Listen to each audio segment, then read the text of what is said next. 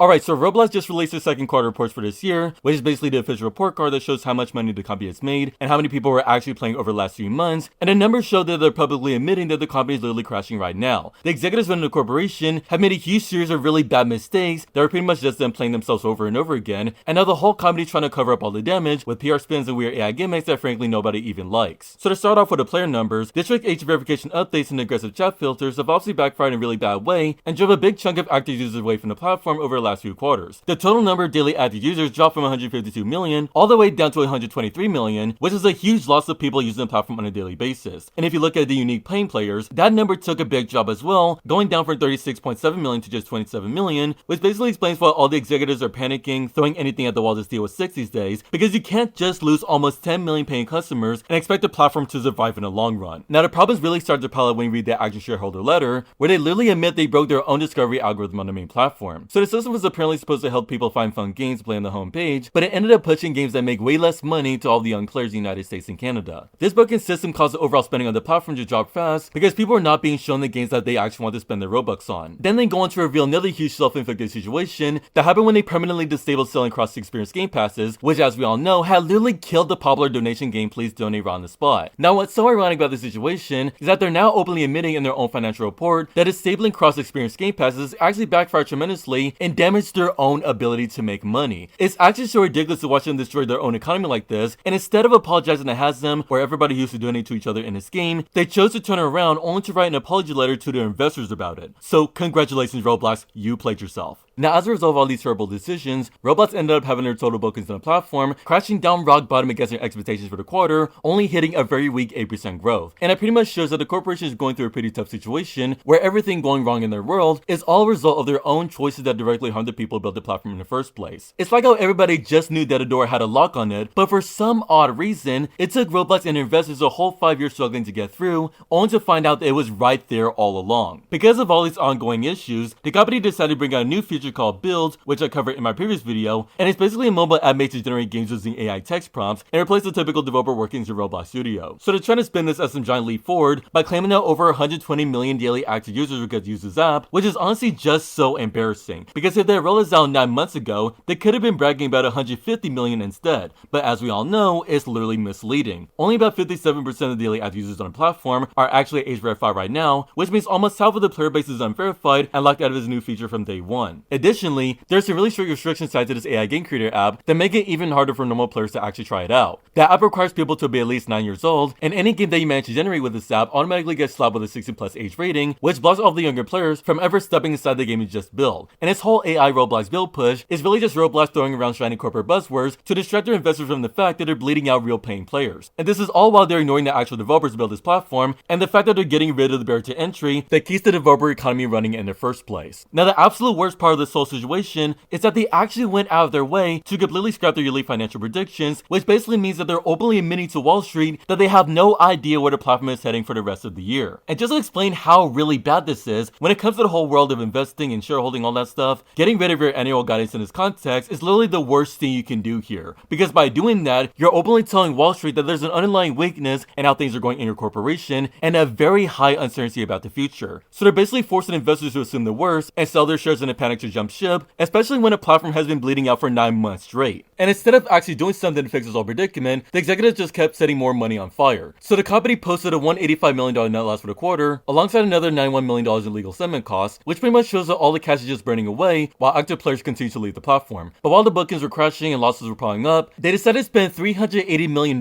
buying back 8.2 million shares of their own stock just to artificially boost the stock price, and hope the investors aren't angry about the fact that the corporation literally gave up on their yearly predictions. Overall, this entire situation just goes to show that Roblox is basically failing to keep everything straight, mainly due to a long list of bad self-inflicted choices that damage daily user engagement and their own economy. And instead of fixing all the issues that cause this stuff to happen, they pretty much figured that all they have left is just pushing these trashy AI tools and wasting their money boosting the stock price, to hide the fact that everything has still been going downhill for them over the past 9 months.